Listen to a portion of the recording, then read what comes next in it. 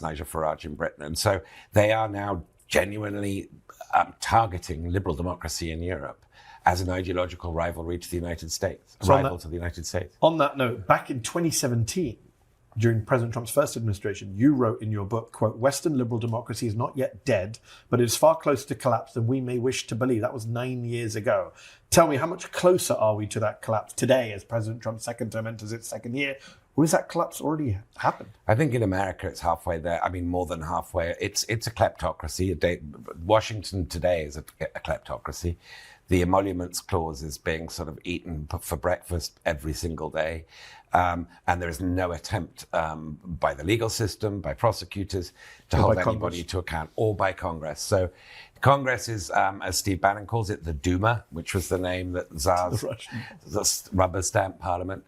And so I think America it's much closer to the end of democracy than most other Western democracies. I think the reason why I give a slight I think your paper did a great graph recently, showed that the collapse in liberal values democracy in the US has happened much faster than in Orban's Hungary or Putin's Russia.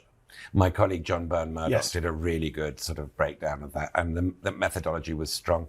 The reason why I get a slight pause by sweepingly generalizing this is that there are countries like Canada which, because of the Trump shock, are rediscovering the virtues of the resilience of their institutions and building up the resilience of them. So it might be a slightly more variegated story than that. And Hungary, Viktor Orban, in spite of rigging everything, could be on course to be thrown out of power. There is still the one thing that these people don't do, except Trump, is try to rig elections.